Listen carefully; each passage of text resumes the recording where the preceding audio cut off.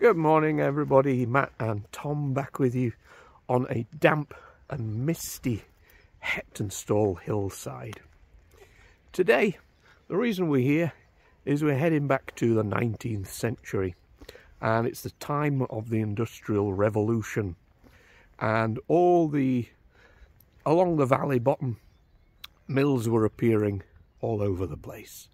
And because of the increase of the mills, there was an increase in population and an increase in the need for clean, usable water. So reservoirs started to be built along towns, such as Mixenden or Alcomden Water, etc. But even they were not quite enough. So the reservoirs started appearing on the hillsides. One of those, or three of those, were the Walshaw Dean Reservoirs, which came into existence in the early 1900s. But they are quite a few miles from any civilization at all. So to build them up here on the hills of Heptonstall, they put aside a few fields called Whitehill Nook and built a little town. That town became known as Dawson City. So in this video we're going to have a look for where Dawson City was. If possible, we're going to go and follow the track of the railway line that was from Dawson City across to Blakedean. We may not reach Walshaw because it is a pretty miserable day. We'll save that for another one. But let's get on with it. Let's see, can we find where Dawson City was?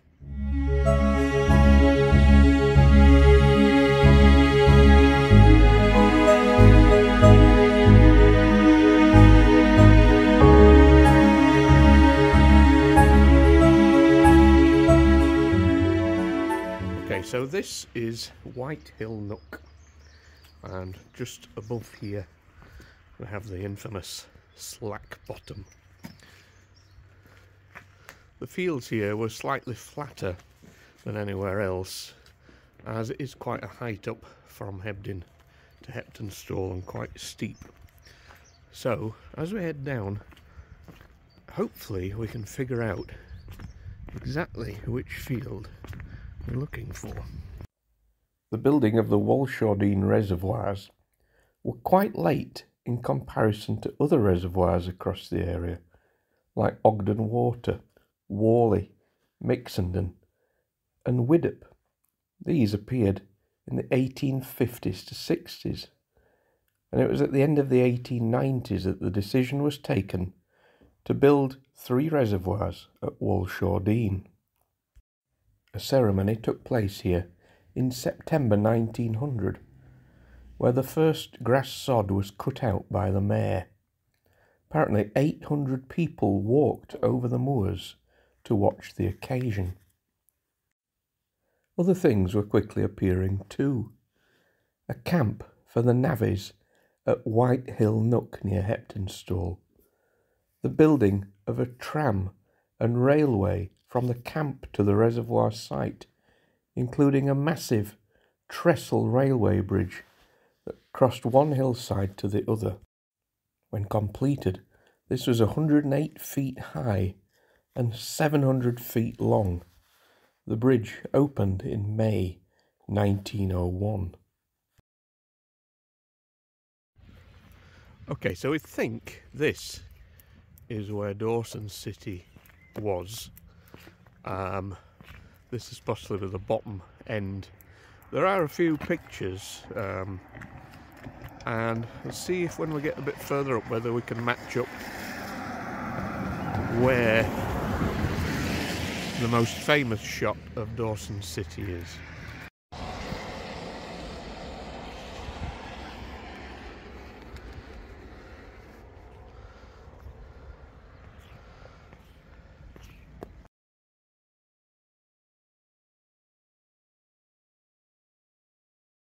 Okay, so we think that the photograph is taken here. The boys will be stood around here somewhere, and then of course you've got the long stretch of road. So Dawson City is completely at that side of the hill. So a number of wooden huts were built here at Whitehill Nook Camp, and this was occurring at the same time as the famous gold rush in Canada. So this site became known as Dawson City. The huts were lived in by the workers. Each hut had a living room, a kitchen, a bedroom. Some buildings had toilets, washrooms and workshops. Unfortunately, these conditions soon saw issues arise with sanitation problems and diseases. There was no rubbish disposal arrangements, and toilets were just being emptied into pits dug on the site. This was finally remedied in 1903, but it required the owners going to court to sort it out. Diseases such as typhoid fever and smallpox also broke out within a short space of time at Dawson City. This was when the local attraction that Dawson City had been to the local public started to become a nuisance, especially those living in Heptonstall at the time. The Dawson City residents became undesirables. They were quite often in trouble for drunk and disorderly behaviour or not sending their children to school. And when school was arranged, they went to the school in Heptonstall, which meant children from Heptonstall then had to go to Hebden Bridge. It is, however, worth noting that smallpox infections were commonplace at that time anyway, and there had been specially built isolation hospitals in the area, including the one at Sowerhall in Todmorden. So it's quite interesting that there is a bathtub in the field here. It's not the first time there would have been a bathtub here. There is an interesting story of two people who were called the Queens of Dawson City, Mrs. Adams and Mrs. Nolan.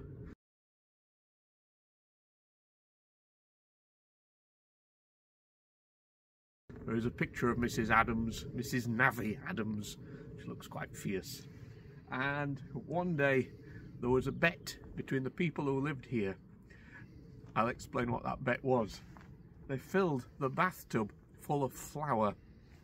Mrs. Adams and Mrs. Nolan removed their trousers or skirts and jumped bottom first into the flour. And the bet was on which of them could remove most flour from the bathtub, almost like a bomb into water, but a bomb into the flour. So from here at Dawson City there was a construction of a railway line that went from here right to the Walshaw Dean Reservoirs, which is roughly 5 miles. To get the trains here, they arrived into Hebden Station, and then they were brought up the hill all the way here by horsepower, literal horsepower. And then they set off on the railway, and that was a way of getting not only equipment but the workers to Walshaw Dean Reservoirs, which, as I say, was miles away from here. And one of the problems they faced was crossing the water from this side of the valley to the other. And they built at Blake Dean, the far end of Hardcastle Crags, a huge trestle railway bridge. There are some pictures of that. Hopefully we'll get as far as that today. This video is going to be in 2 parts because we're just going to be cold and soggy after 11 miles. But what we're going to do is see if we can find any evidence of the railway line that ran from here to Blake Dean. Maybe, maybe not.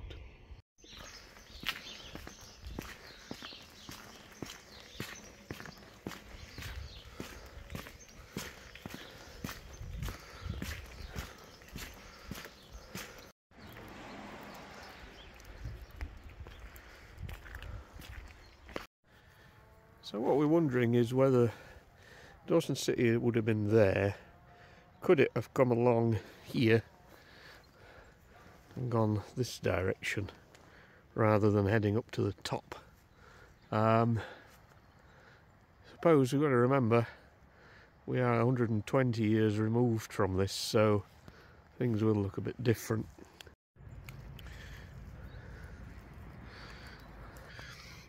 And from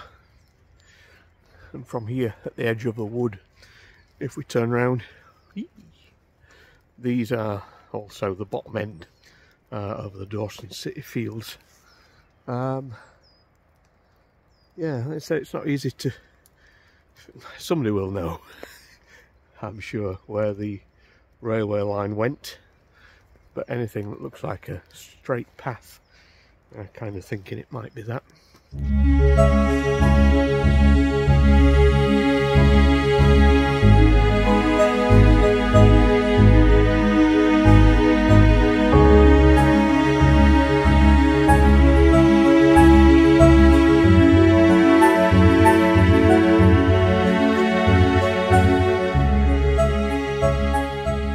So, we're not right sure quite where the railway was. However, what do you think? Well, could have been this one, or it could have been. There's been a gate in the middle of every sort of field going this way, and I wonder if it's sort of up there. Followed the track, yeah. On a slightly higher bit that isn't going to flood as much, maybe. But, could be this way. Yeah, good idea. However, it is beautiful, is this, isn't it? So Tom's looking for the track.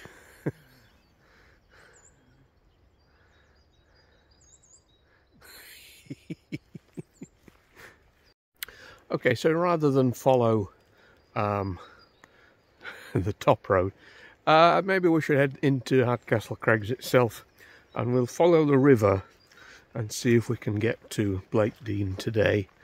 I think we're just too far removed from the railway line to find any evidence of it here, but you can definitely spot it at Blakedean. So let's head there. Let's film our picturesque journey, and we'll see you at the other side.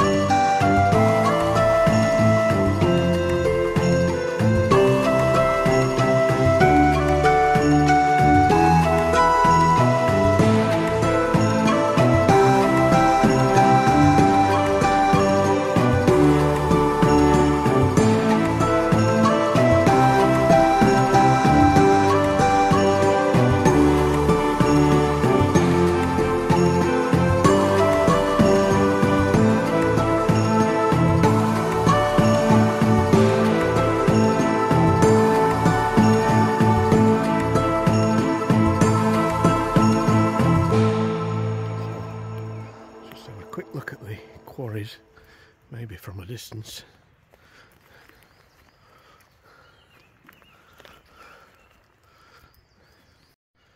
Look at the ground now. The ground is, it's almost like sinkholes. It's amazing. Oh, wow. I wonder what's down there. Oh my. I've never been on this path, part of the crags before. This is extraordinary. Look at this.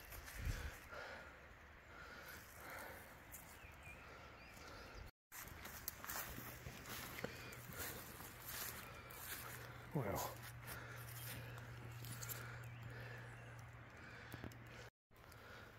Let's head over the other side. Look at this.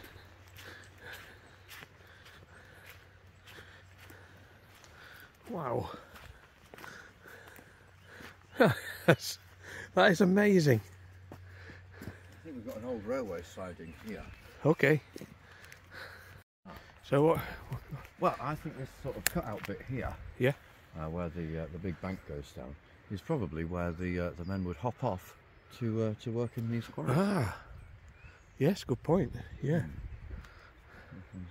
Yeah, I've never been up here before. So not only have we got the railway line, which I didn't know was here, but these massive quarries. Extraordinary.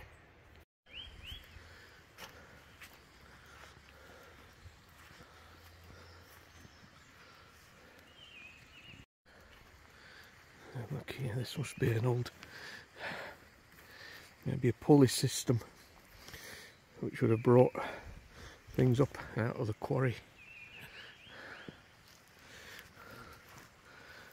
We're looking for caves.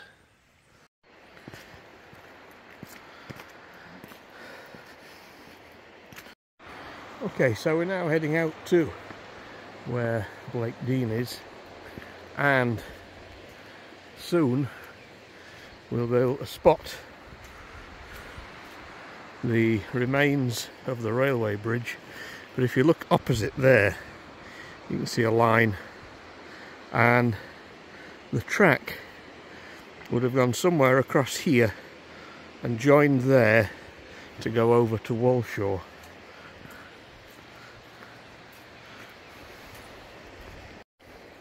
Right, you can just see them in the distance there. That is the remains of the bridge, or the base of the bridge. It's 1 or 2 steps to get down first. How amazing is this landscape? We could be in the forests of America or Germany. Amazing.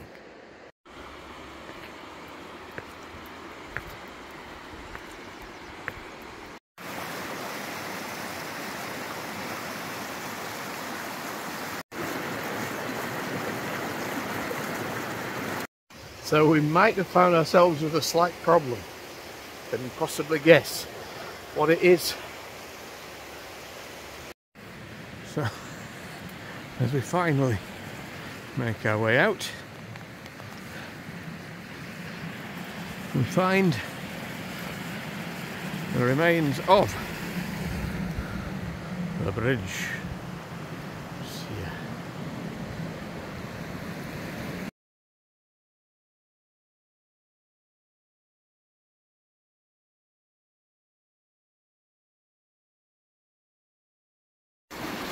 So we're now directly under where the bridge would have been, and there are some more bridge bases in the background.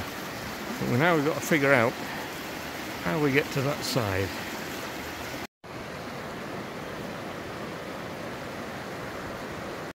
Okay, so now I'm on top of one of the base supports for the bridge. We are trying to find a way across. You know me very well, I'm usually not bothered about water, but you see I have a stick and I've been testing the water and it feels okay, and then suddenly drops The water is also, essentially it's black, you cannot see at all. I've lost Tom, it's not a good sign. The metal sticking out on the top of here. Just there.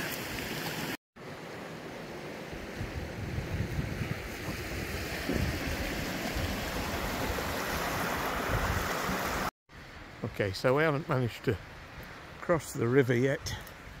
We're now at the far end of Blake Dean. I have found Tom, but look, I have a new friend as well.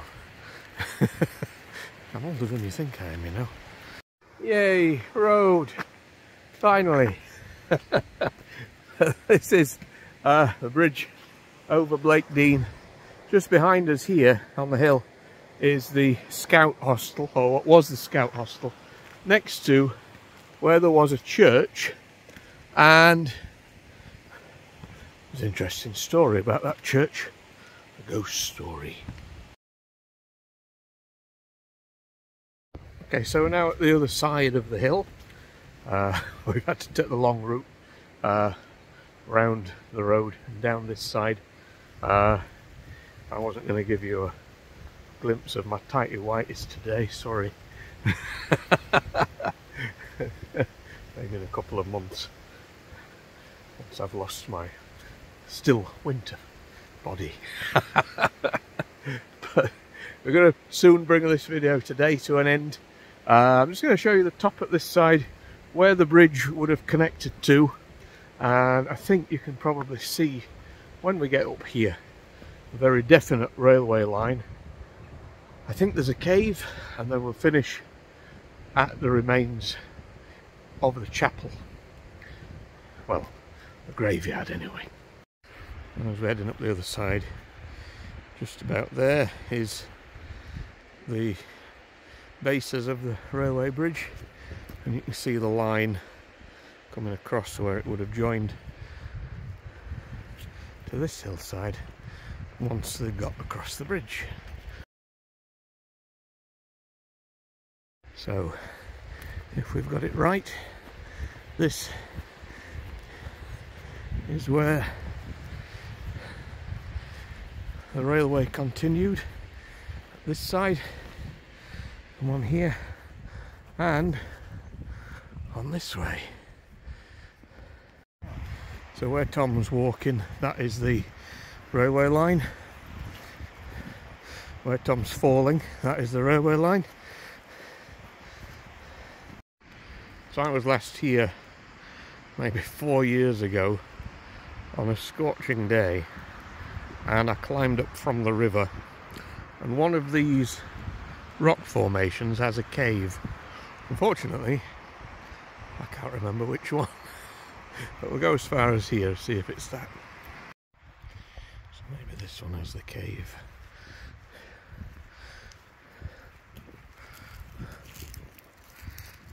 We're going for it.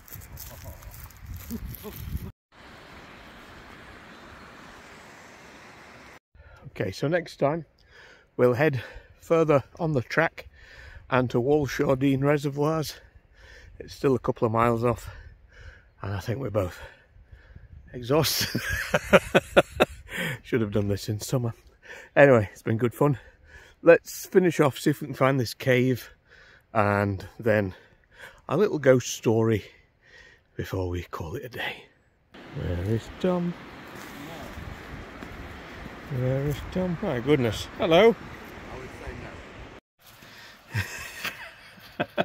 Now, I must be honest, when I found this 4 years ago, this cave excited me. It's lovely. Yes, not as big as I remember. Pigeon sheds involved. Sorry. So yeah, that's the cave. Right, chapel. Right, final stop today is the Blake Dean Chapel and Graveyard, just over the wall. I guess this is the back of the church. And then the scout hostel here. I don't know if it is still a scout hostel, because I think they've sold them all off. Let's have a look. Oh, maybe it is. There's a fire pit here.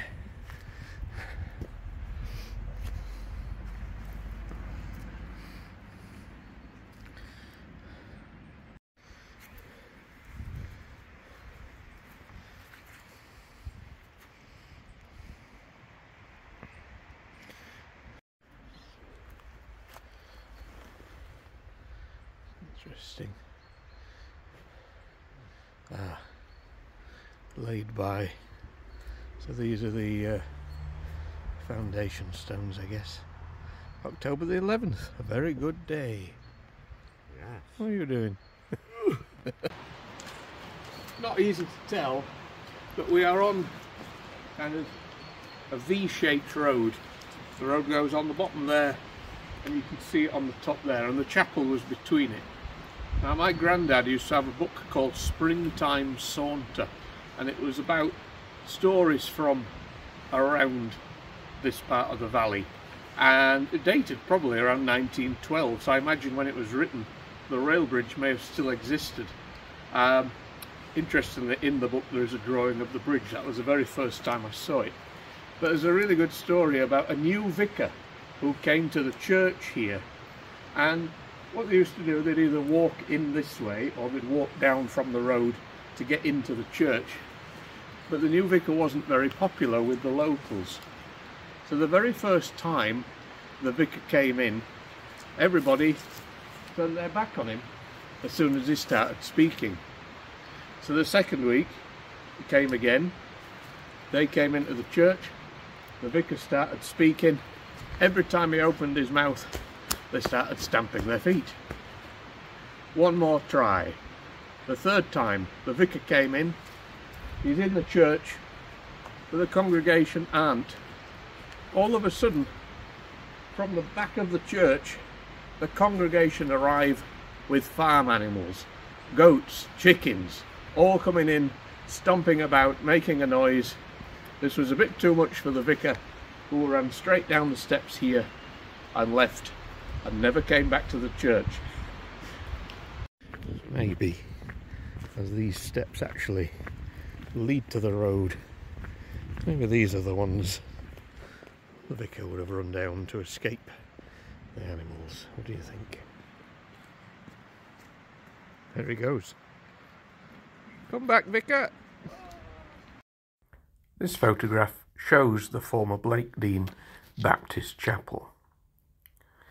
Every New Year's Eve, the figure of a ghostly woman dressed in a green coat and knee-high black leather boots is said to appear in the graveyard.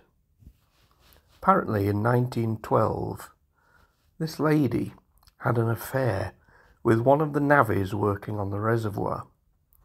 When it ended, she threw herself from the bridge. The ghost is known as the Green Lady of Blakedean. The actual lady, though, is buried in the Birch Cliff Chapel graveyard above Hebden Bridge. But even if a gravestone exists there for her, sadly it's currently lost in the overgrown wilderness. Apparently she was also once mentioned as a tribute in a stained glass window at the Birch Cliff Centre. And what happened to the buildings from Dawson City?